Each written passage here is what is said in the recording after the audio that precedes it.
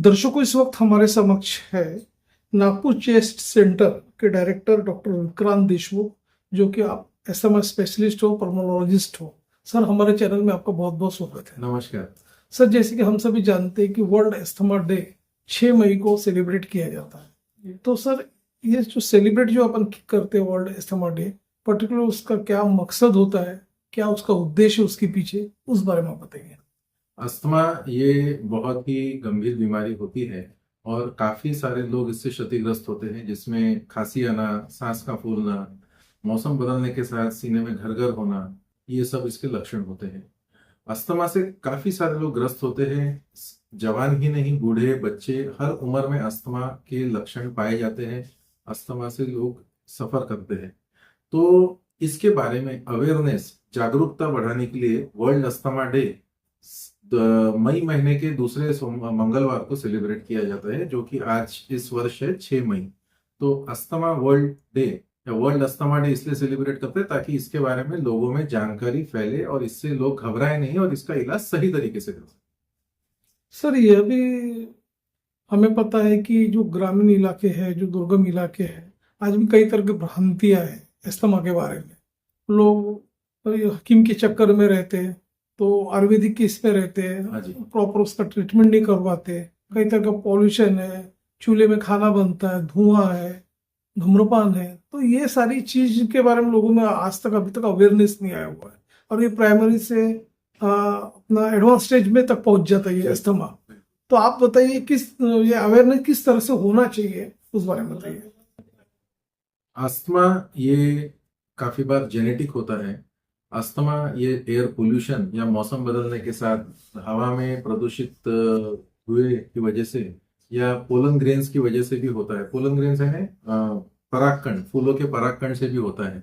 House dust might, कुछ fungus होते हैं हवा में, सूखी हवा में, धूल डस्ट में, वो हमारे संपर्क में आते हैं और उससे भी अस्थमा ट्रिगर होता है। तो अस्थमा बढ़ने के काफी सारे ट्रिगर्स होते हैं, जिसमें से एयर पोल्यूशन, धूल डस्ट, मौसम का बदलना, पोलन ग्रेन्स, ये सब माने जाते हैं। अस्थमा काफी बार लोग डर जाते हैं और उसके बारे में भ्रांति होती है कि हम इसका इलाज एक इनहेलर से करते हैं। ऐसा इनहेलर होता है और इसमें क्या होता है, अस्थमा में ये हमारी सांस नली जो है, इसमें सूजन आ जाती है एलर्जी बढ़ने से। सांस नली नारो होती है, इसलिए कफ होता है, सीने में टाइट टाइट और घर घर आवाज आती है। अब जहां सांस नली में सूजन है, उसको ठीक करने के लिए सबसे अच्छा इलाज क्या रहेगा, तो इनहेलर। इनहेलर की दवाई सीधा फेफड़े में जाती है जहां प्रॉब्लम है। जैसे अगर हम कोई टैबलेट दवाई लेंगे तो पहले ब्लड में जाएगी और खून से हमारे शरीर में जाएगी जहां प्रॉब्लम है। तो कुछ ही भाग फेफड़े तक जाएगा जहां उसकी जरूरत है, और बाकी भाग वहां पर भी जाएगा जहां उसकी जरूरत नहीं है। तो इनहेलर सीधा वही काम करता है जहां उसकी जरूरत है। तो ये बहुत गलत भ्रांति है और लोगों को अस्थमा से डर लगता है कि भाई हम इसका इलाज करेंगे तो डॉक्टर इनहेलर थमा देंगे और उसकी हमको आदत पड़ जाएगी। अरे लेकिन इसकी आदत नहीं, इसकी बीमारी की जरूरत है।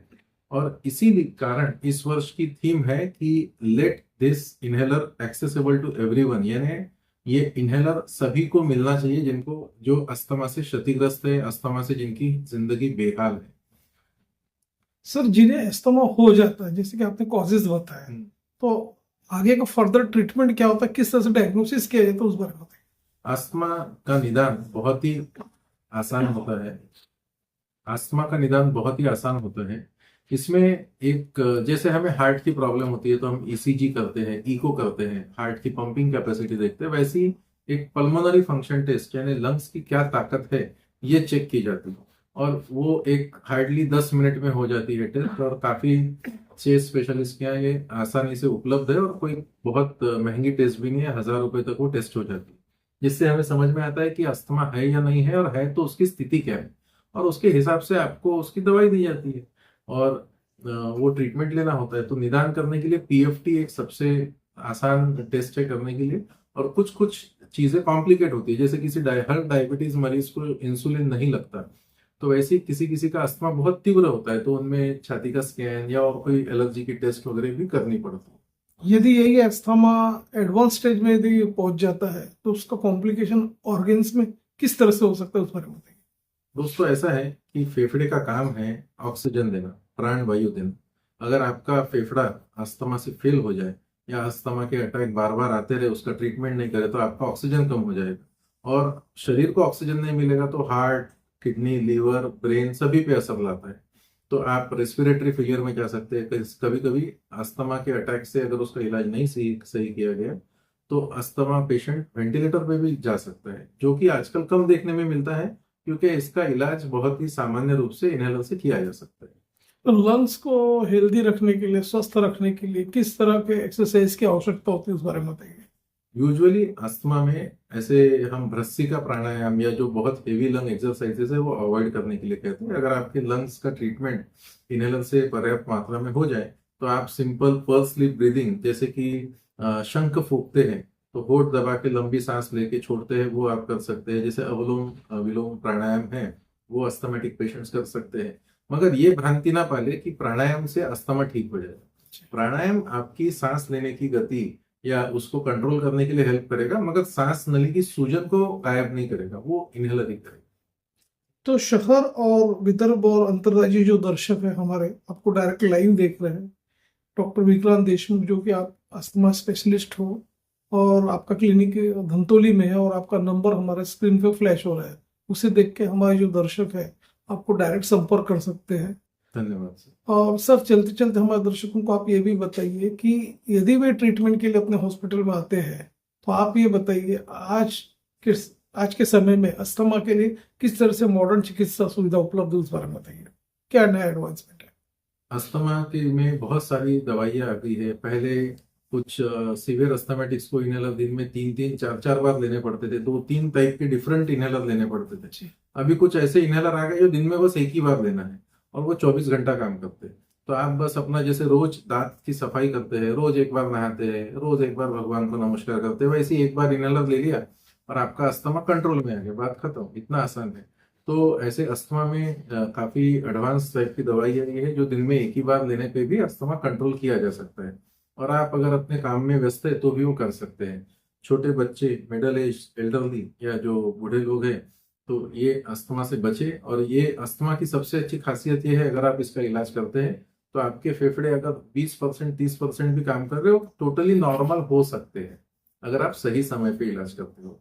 तो बिल्कुल इनहेलर से ना घबराएं, अपने डॉक्टर जो चेस्ट स्पेशलिस्ट है उनसे संपर्क करें और अस्थमा को कंट्रोल करें।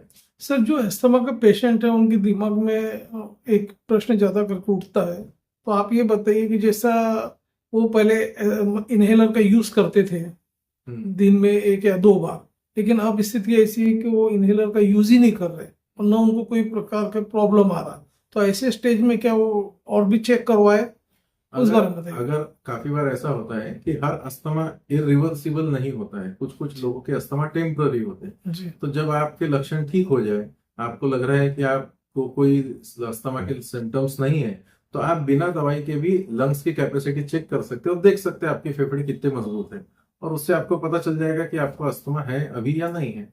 तो एक सिंपल टेस्ट से आपकी क्लियरिटी आ जाएगी कि आपको अभी दवाई लेने की जरूरत है या नहीं। सर, अस्थमा डे के अवसर पे आप एक जनमानस को क्या आपका एक मैसेज होगा सर? यही कि अस्थमा एक बहुत ही सामान्य बीमारी है अगर हम इसका सही तरीके से इलाज करते हैं तो। और अगर आप इसको निगलेक्ट करते हैं, इसके ऊपर ध्यान नहीं देते हैं और बीमारी बढ़ते जाती है, तो यही बीमारी आपको आईसीयू में एडमिट भी करवा सकती है। तो अस्थमा या इनहेलर से डरे नहीं और उसका सही तरीके से इलाज करें। कुछ छोटी मोटी दवाइयाँ रहती है वो ले और प्रॉपर डॉक्टर से इसका इलाज करें। तो दर्शकों, ये थे डॉक्टर विक्रांत देशमुख, जो कि आप अस्थमा स्पेशलिस्ट हो, और आपने हमारे दर्शकों को बताया कि किस तरह से प्रिकॉशंस लेनी चाहिए और क्या उसका बचाव का रास्ता है, और किस तरह से हेल्दी लाइफ रहे ताकि अपने चेस्ट को मजबूती मिले, लंग्स को मजबूती मिले। और आपने अपना समय हमारे चैनल्स के लिए दिया सर, उसके लिए आपका धन्यवाद। Thank you. Thank you.